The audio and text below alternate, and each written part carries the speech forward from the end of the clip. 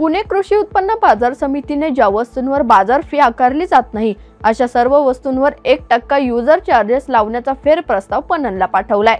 बदलत्या वातावरणामुळे जालन्यात अद्रक पिकावर करपा रोगाचा प्रादुर्भाव जाणवतोय, त्यामुळे शेतकऱ्यांची चिंता वाढली आहे। त्यामुळे अद्रकीची पानं पिवळी पडत असून अद्रक पिकाचं नुकसान होण्याची शक्यता असल्यानं शेतकरी चिंतेत पडलेत।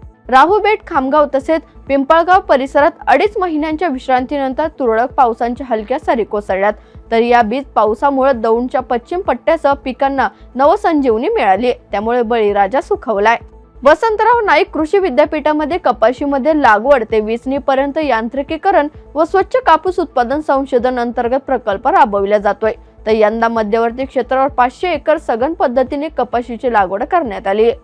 राज्यातील मागील 3-4 दिवसात मुसळधार पावसाने अनेक ठिकाणी पूरस्थिती उद्भवली आहे, तर राज्यातील सध्याची परिस्थिती पाहता ओला दुष्काळ जाहीर करावा, तसेच शेतकऱ्यांना हेक्टरी 50,000 रुपयांची तातडीने मदत देण्यात यावी अशी मागणी मुख्यमंत्री देवेंद्र फडणवीस यांच्याकडे काँग्रेसचे प्रदेशाध्यक्ष हर्षवर्धन सपकाळ यांनी पत्र लिहून केली आहे।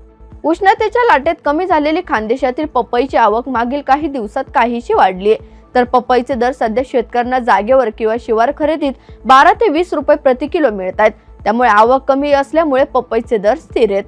केंद्र सरकारच्या धर्तीवर राज्य सरकारही 2 वेळा राज्यातील स्थूल आर्थिक उत्पन्न अहवाल सादर करणार आहेत, तर 15 फेब्रुवारी व 15 जुलै अशा 2 तारखा निश्चित केल्या गेल्यात। लातूर जिल्ह्यात मांजरा आणि तेरणा नदी परिसरात झालेल्या मुसळधार पावसाने नद्या दुथडी भरून वाहू लागल्यानं शेतकऱ्यांचे संपूर्ण अर्थकारण उद्ध्वस्त झालंय, तर फक्त 3 दिवसांच्या पावसाने शेतकऱ्यांना कोट्यवधी रुपयांचा आर्थिक फटका बसल्याचा प्राथमिक अंदाज आहे।